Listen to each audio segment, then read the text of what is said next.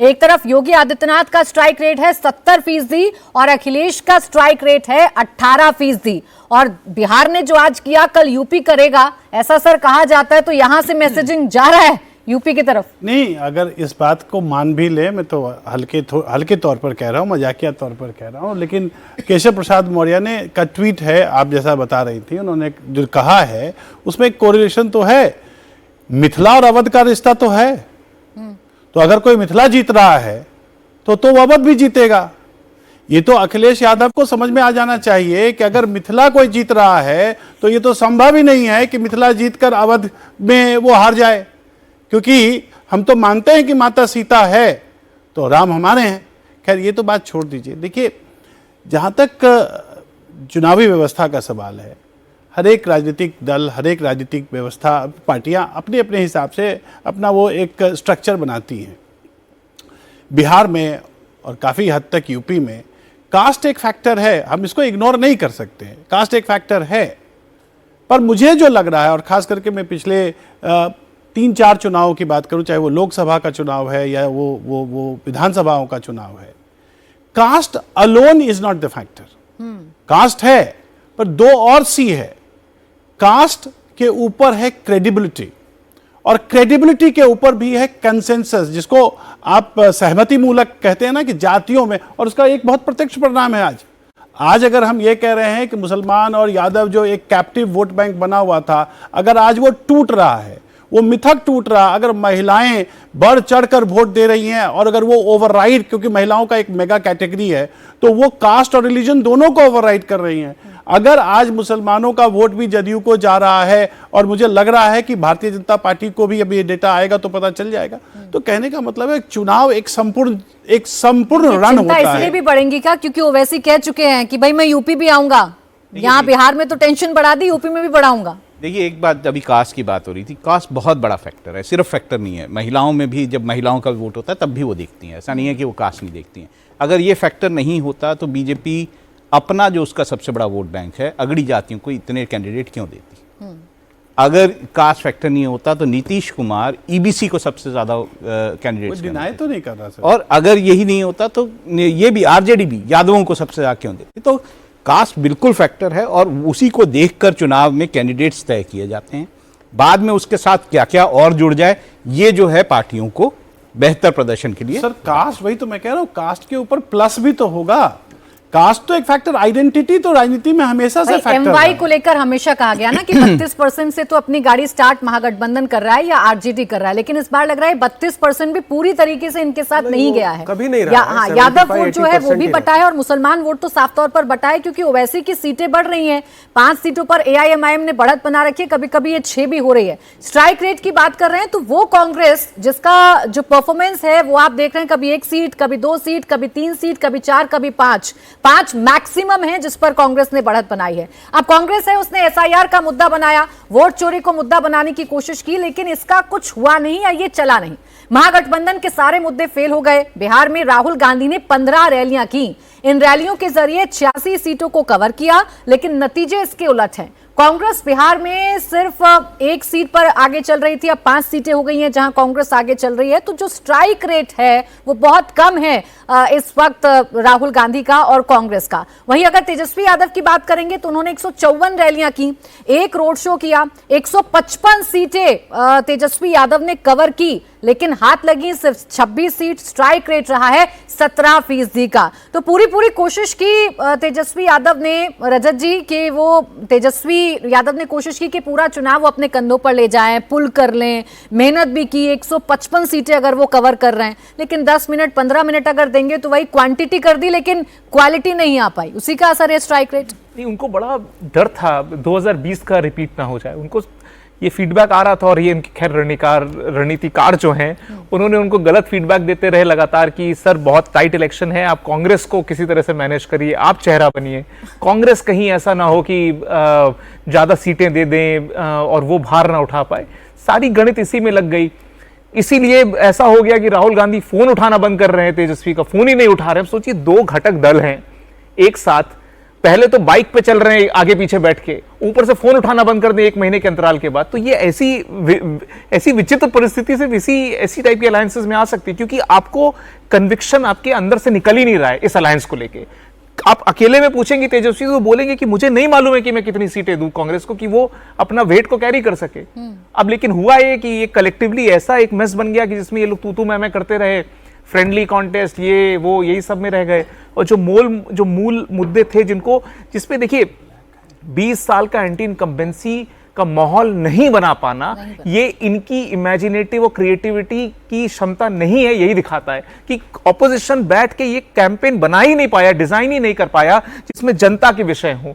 ऐसा नहीं है बीपीएससी में युवा सड़क पे नहीं थे, युवा सड़क पे थे, बट आप उसको रैली करके एक ऐसा मोमेंटम ग्राउंड पर उसकी चर्चा भी होती थी। कुछ लोग हमें मिलते थे जो ये कहते थे कि भाई हम पर लाठीचार्ज होता है, लेकिन उस युवा को शायद तेजस्वी यादव सेटिस्फाई नहीं कर पाया, इतना अपील नहीं कर पाए कि वो युवा वोट में कन्वर्ट हो जाए।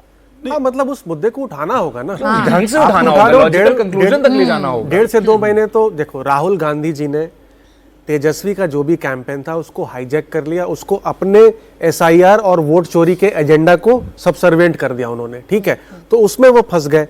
और मुद्दे हैं, लेकिन मुद्दों की चर्चा तो करनी पड़ेगी। यही भाजपा अगर विपक्ष में होती इस राज्य में 20 साल के सरकार के बाद, या आम आदमी पार्टी भी होती, मैं तो कहता हूं, तो क्या चुनाव होता। मुद्दे थे, एंटी इनकम्बेंसी थी, एमएलएस के खिलाफ नाराजगी थी, मुद्दे आपके भटक गए, और जब एंड में रियलाइज हुआ कि बहुत टाइम निकल गया, तो जो सोल्यूशन दिया आपने उसमें सेल्फ गोल कर दिया, क्योंकि जल्दीबाजी में आपने उसकी तैयारी नहीं करके रखी कि मुद्दे तो हैं लेकिन सोल्यूशन क्या है। और वोट चोरी का कैसा फंसा विपक्ष का एजेंडा। देखिए कैंपेन में नैरेटिव बड़ा इंपॉर्टेंट रोल प्ले करता है। समस्या ये आ गई कि चुनाव के आखिरी तक आते ऐसी परिस्थिति बन गई कि जवाब विपक्ष को ही देना पड़ रहा है कि जंगल राज आएगा।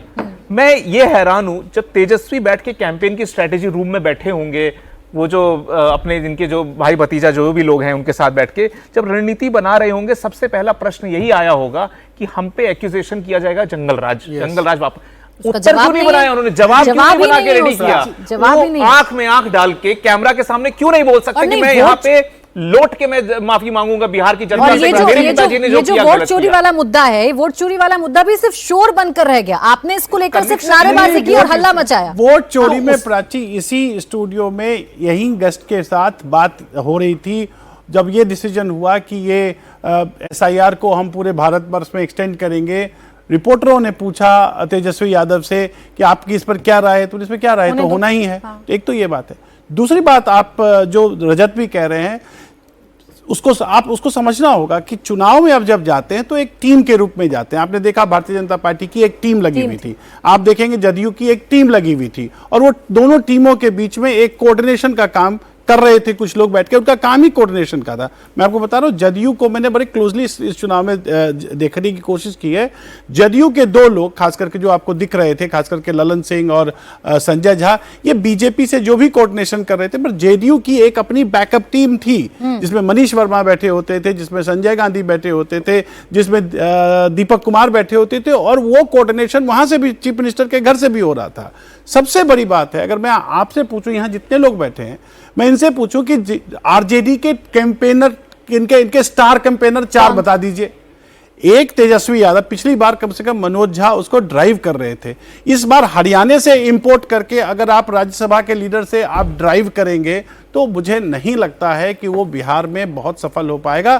क्योंकि देखिए, बिहार चाहे जो आर्थिक और सामाजिक दृष्टि से जितना भी पिछड़ा हो, लेकिन एक बिहार का एक मतदाता अपने वोट को बहुत सीरियसली लेता है, क्योंकि वो जानता है कि उसका वोट ही उसका भविष्य है। जो प्रोमिनेंट फेस थे अब्दुल बारी सिद्दीकी, वो नाराज हो गए चुनावों से ठीक पहले, आपने उनको साइडलाइन कर दिया। ये भी मुसलमानों में या मुस्लिम वोट बैंक में बड़ा गलत संदेश गया था, जिसका सीधा सीधा असर देखने को मिला।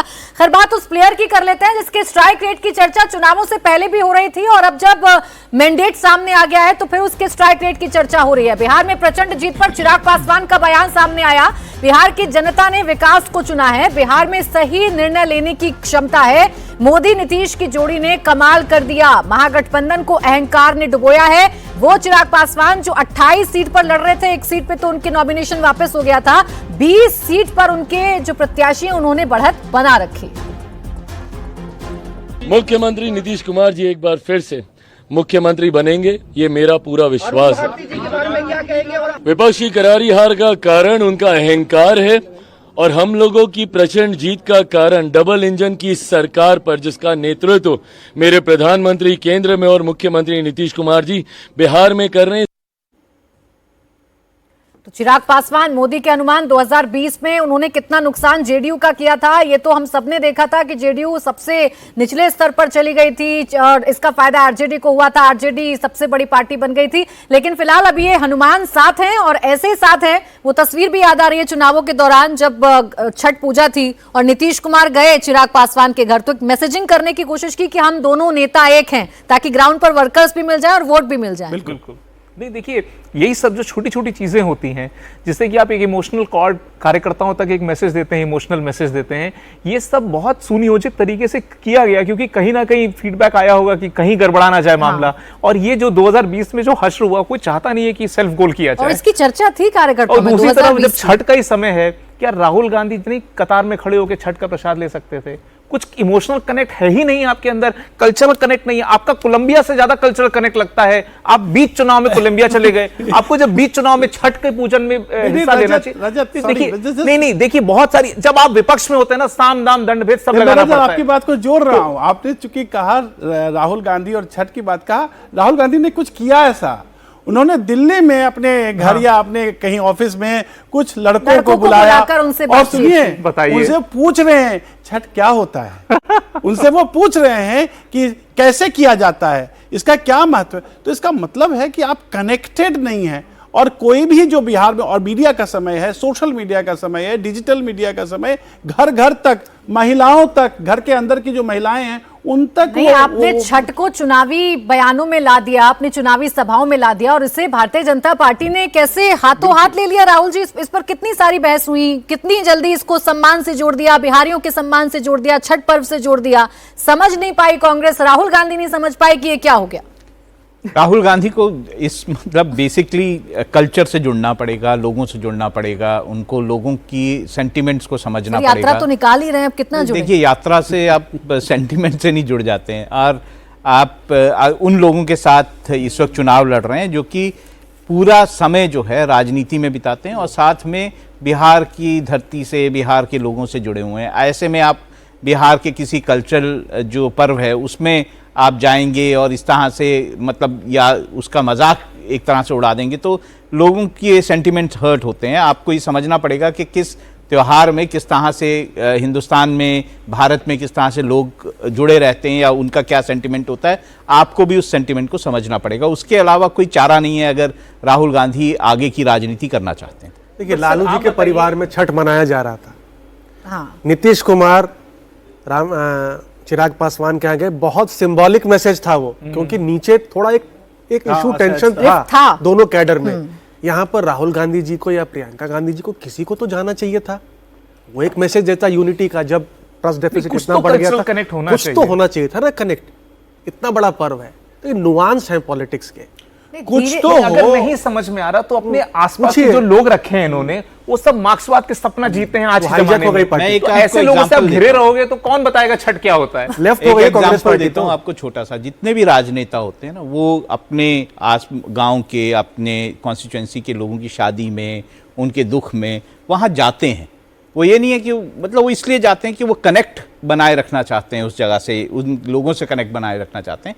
तो आपको ये सब समझना होगा कि भारतीय राजनीति में किस तरह से लोगों से कनेक्ट बनाना बहुत ज़्यादा ज़रूरी है। अगर आप एक महल में, मतलब मैं उसको सिंबॉलिकली कह रहा हूँ, आप एक महल में अलग थलग पड़े हुए हैं और कभी कभी आप चुनाव में, कभी कभी राजनीति में घुस जाते हैं। दिवाली का दिया लगाते हुए नहीं देखा। आपने देखा हो तो मेरा नाम बदल दीजिए। लोगों से कनेक्ट मैंने देखा ही नहीं आज तक। मेरा सबसे बड़ा महत्वपूर्ण अवध का त्योहार ही है दिवाली। आप दिया नहीं लगा सकते। तेजस्वी से कनेक्ट नहीं बना रहे, तेजस्वी से कनेक्ट नहीं बना रहे तो लोगों से तो तेजस्वी का तो फोन ही नहीं उठा रहे। वो तो ऐसा मानते, तेजस्वी को तो डाउन मार्केट मानते हैं, वो अपनी लेवल पे ही नहीं मानते हैं। बाइक चलानी थी तब तक ठीक था, लेकिन कोई कोऑर्डिनेशन नहीं है और हिकारत है। मैं बता दूं, वो एक पैरेलल दुनिया में जीते हैं, दूसरे प्लेनेट में है, वहां उनके एडवाइजर्स ने उनको उनको घेरे रहते प्राची जी, हैं, उनको मैं बस जमीन एक मिनट ये तस्वीरें दिखा देती हूँ। ये तस्वीरें अब बीजेपी ऑफिस से सामने आ रही है। देखिए, सम्राट चौधरी आपको नजर आ रहे होंगे, दिलीप जायसवाल आपको नजर आ रहे होंगे। अंदाजा लग रहा है ये पटना का बीजेपी दफ्तर है, जहां बीजेपी के झंडे लहराए जा रहे हैं, जमकर नारेबाजी की जा रही है। और आज जेडीयू हो या बीजेपी का दफ्तर हो, दोनों ही जगहों पर रंग कुछ और है। गुलाल अबीर उड़ाया जा रहा है, नारेबाजी की जा रही है। और बीजेपी के दफ्तर में नीतीश कुमार की बातें की जा रही है, तो वहीं जेडीयू की बात करें तो वहां प्रधानमंत्री नरेंद्र मोदी की बात की जा रही है। तो ये बता रहा है कि अंत तक एनडीए का जो कोऑर्डिनेशन था वो कितना बेहतर था।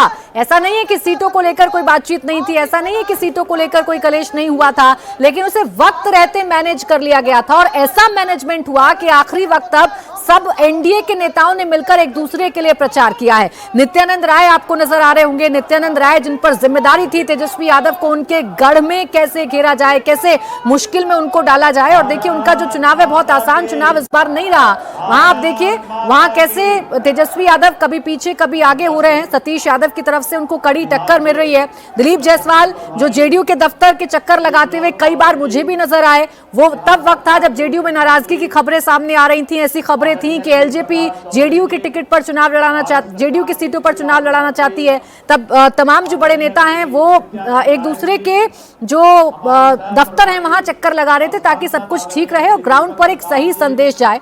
और उसी संदेश का नतीजा है कि देखिए, अभी ढोल नगाड़े बजाने का टाइम आ गया है। 203 जो मैंडेट है वो हमें फिलहाल नजर आ रहा है। लेकिन जिस फैक्टर की हम बात कर रहे हैं, क्या सिर्फ एक जंगल राज ही रजत नजर आ रहा है हमें कि जंगल राज ही एक मुद्दा है जो बिहार में चला, इसके अलावा कुछ नहीं चला?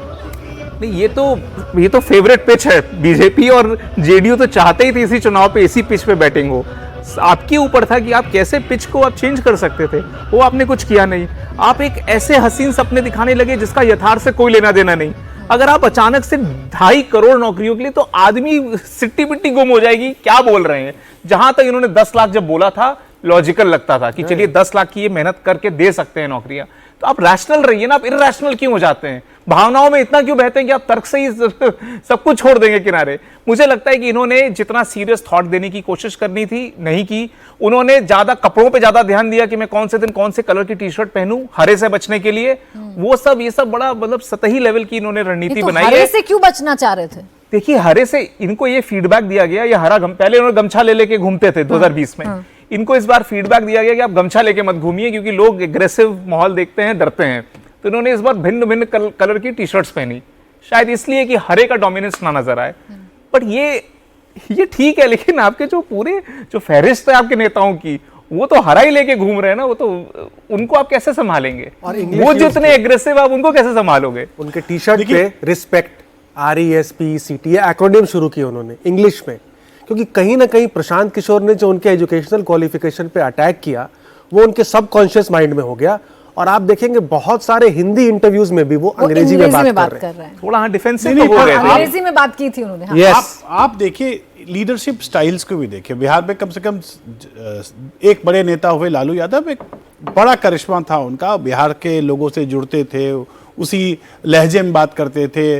आपने देखा होगा वो जो चीफ मिनिस्टर का आवास था उसमें छठ का आयोजन होता था, या अन्य प्रकार के जो भी हमारे फेस्टिवल्स होते हैं उसमें जुड़ते थे। आप नीतीश कुमार को देखें, नीतीश कुमार के सभी भाषणों को देखें, जिसका लोग मखौल उड़ाते हैं या जो मिमिक्री करने की कोशिश भी की गई, लेकिन नीतीश कुमार उसी लहजे में बात कर रहे हैं या कर रहे थे जिस लहजे में हमारे गाँव में, हमारे परिवारों में हमारे बड़े बुजुर्ग बात करते हैं। इसमें कोई दो मत नहीं है कि नीतीश कुमार जब बात कर रहे थे और भाषण दे रहे थे, और जिस तरीके से उन्होंने भाषण दिया, जिस तरीके से 70 से ज़्यादा रैलियां की, जिस तरीके से उन्होंने दिखाया कि मैं अपने लिए लड़ रहा हूं और अपने बिहार की अस्मिता के लिए लड़ रहा हूं, वो बहुत क्लियर था। अब इसकी तुलना आप करें तेजस्वी यादव के कैंपेन से, मैं तो ये कहूंगा कि जो मैंने थोड़े बाइट्स देखे तेज प्रताप के, तेज प्रताप का कनेक्ट मुझे फिर भी बेटर लग रहा था, ज्यादा मैच्योर लग रहा था। क्योंकि एक जगह तेज प्रताप ने यह भी कहा कि उनकी बहू होंगी, जो तेजस्वी की जो पत्नी है, वो अगर छठ करे तो उनको बहुत अच्छा लगेगा। तो ये बातें बाहर आ रही थी, और मैं बार बार ये कह रहा हूं कि ये वो जमाना नहीं है जिस जमाने में पोस्टर और बैनर लगा के लोग अपनी कैंपेन करते थे। अब कैंपेन जो है वो बिल्कुल वीडियो के फॉर्मेट में, भाषण के फॉर्मेट में, क्या कहते हैं उसको, रील्स के फॉर्मेट में, इस फॉर्मेट्स में जा रहा है। तो वैसी स्थिति में अगर you are not changing with times तो मेरे ख्याल से फिर आप रिडंडेंट हो जाएंगे। नहीं, ऐसा बिहार में क्या हुआ, या अमिताभ जी आपने क्या पाया कि जितनी भी अनुमान जातियों को लेकर लगाए जा रहे थे वो जातियां इतनी ज्यादा बटी नहीं। हमने भूमिहारों पर चर्चा की थी कि भूमिहार बट सकता है, हमने चर्चा की थी कि धानुक कहीं बट सकता है, लेकिन वो नहीं बटा। उल्टा यादव और मुसलमानों में अगर डेंट लग रहा है तो वो MY जिसको लेकर बड़ा कॉन्फिडेंस में RJD रहा करती थी, अगर उसमें डेंट लगा है, क्या वजह समझ में आई? जातियों से इतर कैसे हो गया ये चुनाव? सर ने 3 C's की बात करी, उसमें एक और C ऐड कर दीजिए, कोलिशन। सर ने बात करी कि भाई बीजेपी ने अपर कास्ट कैंडिडेट्स को दिए, बट अपर कास्ट वोट पे तो जीतेंगे नहीं वो, बट एक ब्रॉड कोलिशन है। JDU का EBC गैर यादव OBC, हम का महादलित और LJP का पासवान, ये एक ब्रॉड कोलिशन है। 68% इसकी आबादी है बिहार में, और ये इस बार सीमलेसली वोट ट्रांसफर हुआ। दूसरी जगह हम देखें अगर मुस्लिम यादव समाज में, तो मुस्लिम यादव समाज में खास करके जिन महिलाओं को 10,000 रुपए का बेनिफिट मिला, या पहले भी जिन्होंने सरकारी स्कीम्स का बेनिफिट उठाया है, मुझे लगता है उसमें से अच्छी खासी संख्या में लोगों ने साइलेंट वोटर की तरह NDA को वोट किया है। युवाओं में भी, मुस्लिम यादव युवाओं में भी कहीं ना कहीं जो एक उत्साह था तेजस्वी को लेकर के, वो कहीं ना कहीं इस बार धूमिल हुआ कि अनएम्प्लॉयमेंट की बात तो हो रही है, लेकिन जो सॉल्यूशंस प्रोवाइड कर रहे हैं तेजस्वी वो एकदम अनक्रेडिबल है, ये हो ही नहीं सकते। जिसकी वजह से भी लगता है मुझे कहीं ना कहीं वो NDA को उसका फायदा मिला है। और रिप्रेजेंटेशन एक बड़ा मुद्दा था, ओवैसी ने अच्छा खासा डेंट किया है। भाई जब आप मुस्लिम समाज का वोट ले रहे हैं और आप टिकटें भी नहीं दे रहे हैं 18%, डिप्टी सीएम तो छोड़ दो, टिकटें भी नहीं दी आपने 18%। जिसको डिप्टी सीएम बना रहे हैं वो 0 सीटें लेकर आ रहे हैं। आप बताओ चीज क्या स्ट्रेटेजी है? ये अज्यूम हम क्यों कर ले कि भाजपा के पास यादव कैंडिडेट नहीं थे? हम क्यों अज्यूम कर ले कि यादवों को? इसी बात पे आ रहा था कि देखिए ऐसा मुझे नहीं लगता कि यादव वोट पहले से ज्यादा कोई बटा हुआ होगा, कि जो पहले जो RJD को मिलता था उससे ज़्यादा कोई बट गया होगा। ये बात सही है कि यादव कैंडिडेट जब होते हैं, जैसे राघोपुर में ही 3 यादव कैंडिडेट है, तो नेचुरली यादव वोट थोड़ा बहुत बढ़ता है, लेकिन मेजरली यादव वोट जो है वो RJD को जाता है। और मुझे लगता है इस बार भी जब बहुत डिटेल आंकड़े आएंगे तो आपको दिखेगा कि यादव वोट जो है वो बटा हुआ नहीं दिखेगा। मुस्लिम वोट नहीं, राहुल जी अगर ऐसा होता मुस्लिम वोट जो है बहुत बटा हुआ। नहीं राहुल जी अगर ऐसा होता तो यादव डोमिनेटेड कॉन्स्टिट्यूएंसीज हैं जहां यादव वोट जो क्रिटिकल वोट है और वो डिसाइड करता है, तो फिर वो आंकड़ा नहीं होता। नहीं, फिर सिर्फ यादव वोट से आप जीत नहीं सकते ना। नहीं, हुआ ये है कि सर देखिए रुझान अब नतीजों में कन्वर्ट होने लगे हैं। उसी जाति के सम्राट चौधरी तारापुर से जीत गए हैं, ऐसा लग भी रहा था कि उनके लिए कोई प्रॉब्लम नहीं होगी, तो तारापुर से सम्राट चौधरी जीत गए हैं। और यादव वोट की आप बात कर रहे थे, तो देखिए दानापुर में लालू यादव का जाना कोई कमाल नहीं कर पाया, क्योंकि अभी नतीजा ये दिखा रहा है कि भाई रामकृपाल यादव जीत गए यहाँ पर, और मार्जिन भी 29,000 वोटों का है। तो लालू यादव ने कोशिश की कि आखिरी वक्त में वो जाएं, यादवों के बीच में मैसेज दें, बिल्कुल चुनावों से 1 दिन पहले, जिस दिन आखिरी था प्रचार के लिए वक्त था, तब उन्होंने दानापुर में रोड शो किया था। पहला उनका कार्यक्रम था, लेकिन वो कुछ कमाल नहीं कर पाए लालू यादव। आपको अगर हेडलाइन लगाना हो ना तो आप बेशक लगाइए कि कैप्टिव वोट जो होता है ना उसका मिथक टूट रहा है। ये मैं नहीं कह रहा हूं कि जाति का मिथक टूट रहा है, पर ये जाति और सिर्फ मेरी जाति और मैं इसका वर्चस्व करने वाला हूं, ये नहीं चल रहा। चलिए ठीक है, आपने जातियों की बात कर दी, अब जरा सीमांचल की बात भी कर लेते हैं। सीमांचल की चर्चा सबसे ज्यादा हुई है। यहाँ सीमांचल की चर्चा क्यों हुई है? क्योंकि ओवैसी फैक्टर यहाँ साफ साफ नजर आ रहा था। यहाँ ओवैसी लगातार एग्रेसिव कैंपेनिंग कर रहे थे। ओवैसी ने महागठबंधन में आने की पूरी कोशिश की थी। आखिरी वक्त तक उन्होंने कहा था कि मुझे कोई पद नहीं चाहिए, मुझे सिर्फ 6 सीटें चाहिए, आप 6 सीटें दे दीजिए। लेकिन कुछ भी नहीं हुआ, महागठबंधन ने एंटरटेन नहीं किया। उसका नतीजा यह है कि मुस्लिम वोट जो है वो बटा है, और सीमांचल में जहां जहां ओवैसी ने अपने कैंडिडेट उतारे हैं वहां अच्छी मौजूदगी दर्ज कराई है, और 5 सीटों पर AIMIM ने बढ़त बनाई हुई है। यानी AIMIM पिछली बार का जो अपना प्रदर्शन है वो दोहराती हुई इस वक्त नजर आ रही है। सीमांचल की 5 सीट ठाकुरगंज, कोचाधामन, अमौर, बायसी और जोकीहाट पर फिलहाल AIMIM आगे चल रही है। पिछली बार 12 सीट जीतने वाले NDA इस बार 18 सीट पर लीड कर रहा है। महागठबंधन केवल 3 सीट किशनगंज, मनिहारी और रानीगंज पर ही हमें नजर आ रहा है। तो सीमांचल में आखिरी वक्त पर मुझे याद है कांग्रेस ने अपने मुस्लिम लीडर्स की पूरी फौज उतार दी थी। यूपी से भी लीडर गए थे, इकरा हसन को उतार दिया गया था वहां पर, और इमरान प्रतापगढ़ी ने मोर्चा संभाला हुआ था। अफजाल अंसारी समाजवादी पार्टी की तरफ से गए थे और वो बताते थे कि ओवैसी नहीं आप लोगों को ठग रहे हैं। कोई फायदा नहीं हुआ, तो रख ही लेते अपने साथ। नहीं रख सकते ना।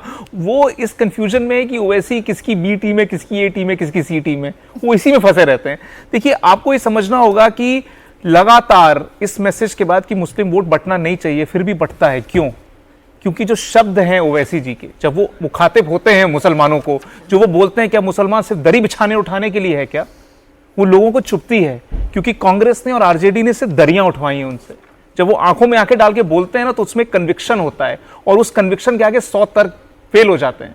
जब इसीलिए मैं बोलता हूं, ओवैसी जी बहुत स्मार्ट पॉलिटिशियन है, और उनका फ्यूचर और भी स्ट्रांग है अगर वो कोई एक ऐसे सेटअप में घुस सके जहां पे अपनी लीडरशिप को वो प्रोजेक्ट कर सके। अदरवाइज उनका जो कम्युनिकेशन स्टाइल है, जिस तरह से बातों को रखते हैं, जिस तरह से मुस्लिम्स को कन्विंस करते हैं कि आप बंटने नहीं आए हो, अपने हक की लड़ाई लड़ने आए हो, उसका रिजल्ट देख रहे हैं हम लोग। और मुझे लगता है कि इंक्रीजिंगली उत्तर प्रदेश वगैरह में भी मेहनत करेंगे। लास्ट मिनट नहीं आए, लास्ट मिनट आए कहा था, मुहर तो तेजस्वी ने लगाई ना, जैसे ही डिप्टी सीएम के लिए मुकेश सैनी का ऐलान हुआ, मुझे याद है कि ट्वीट किया गया एआईएमआईएम की तरफ से कि देखिए हम 18% वाले के दरी बिछाने के लिए, और वो मुस्लिम्स में गया, चर्चा करते थे मुस्लिम्स की हमें क्या समझ रखा है, हमारी जो रिप्रेजेंटेशन है वो कहाँ है, और अब्दुल बारी सिद्दीकी कहाँ है, ये पूछते थे मुसलमान। बिल्कुल पूछेंगे ना। अब आपने कोशिश की कि भाई अगर एक सेगमेंट का वोट उठाना है ईबीसी का, तो उठा के बंबई से आप नेता को ले आइए, लाके स्टेपल करिए, तो अपने आप वोट पूरा स्टेपल हो जाता। तो ऐसे तो होता नहीं है।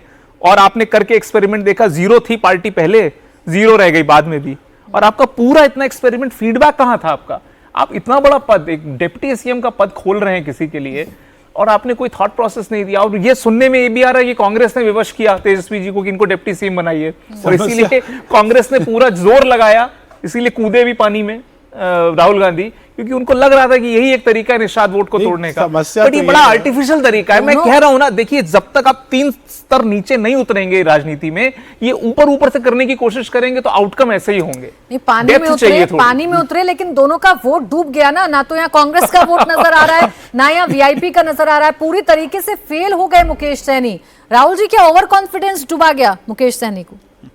देखिए, ये बात भी कही जा सकती है, मुकेश सैनी को ओवर कॉन्फिडेंस मतलब डुबा गया है। या दूसरी बात ये भी कही जा सकती है कि जब पूरा गठबंधन जो है उसको पूरी तरह से रिजेक्ट किया जाता है, तो नेचुरली हर जगह पे रिजेक्शन आपको दिखाई देगा। और अगर जो है पहले वीआईपी जो है वो एनडीए के साथ था, उसने ठीक प्रदर्शन किया था, अब जो है वीआईपी जो है वो महागठबंधन के साथ है, और वहाँ पर महागठबंधन को अगर पूरी तरह से बिहार में जैसे वो साफ दिखाई देता कि रिजेक्ट कर दिया गया पूरी तरह से, तो फिर वो सबके साथ उसी तरह से व्यवहार हो।